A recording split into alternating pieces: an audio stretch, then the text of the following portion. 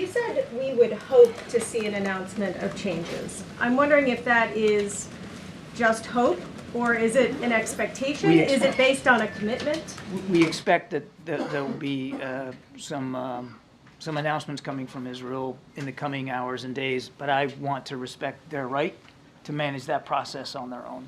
Okay. And was there any update given by the Prime Minister on what exactly happened with the World Central Kitchen envoy? They didn't talk about the actual strike in great detail. The Prime Minister did reiterate, as his military has reiterated, that this was on them, that the investigation was concluding, that he looked forward to seeing it, and that he would take appropriate actions to make sure something like that couldn't happen again. I mean, they did, obviously they talked about it, of course. But did they go through point by point the investigation's findings? No, because I think the Prime Minister's office is still evaluating the actual investigation results. And just to try to get a technical understanding, as you described the very long process of supplying arms to Israel, if this contingency isn't met and there is a change in U.S. policy, how easy or hard would it be to slow down or change shipments to Israel based on current law and all of the requirements and all the things you just described? Yeah, again, I don't want to get ahead of where we are. Let's see what the Israeli side does and says and what they implement and where they go before we talk about actual policy decisions. And I'm certainly not going to close down decision space for the President of the United States. He gets to make those decisions. But, I mean, obviously, as Commander-in-Chief, and yes, foreign military sales certainly is supported by legislation, but there are certain authorities that you can do to manage that. But again, let's not get ahead of where we are. This is really about seeing what the Israelis say they're going to do and then act on those changes.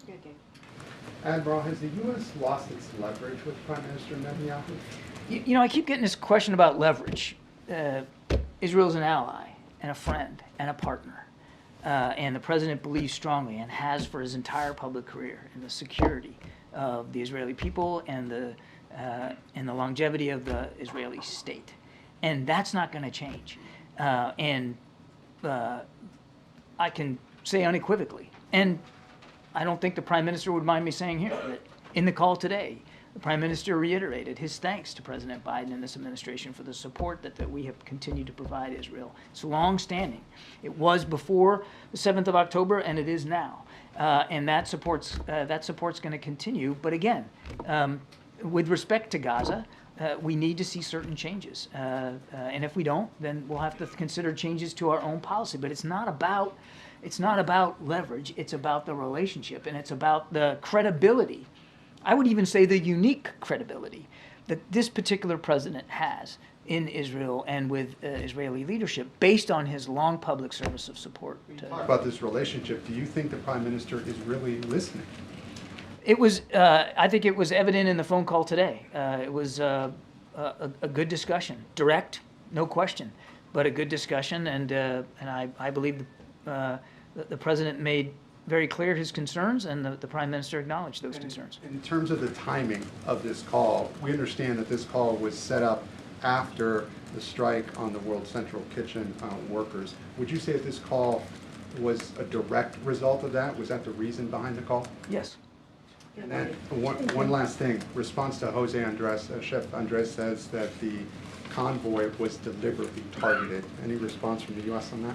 Again, I haven't seen the Israeli investigation. They have said themselves publicly, after a preliminary investigation, that there was no deliberate targeting of WCK and Chef Andres. They're working their way through now an independent follow-on investigation, which I understand is very, very close to complete.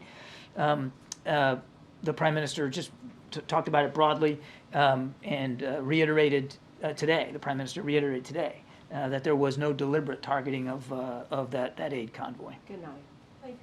Two questions.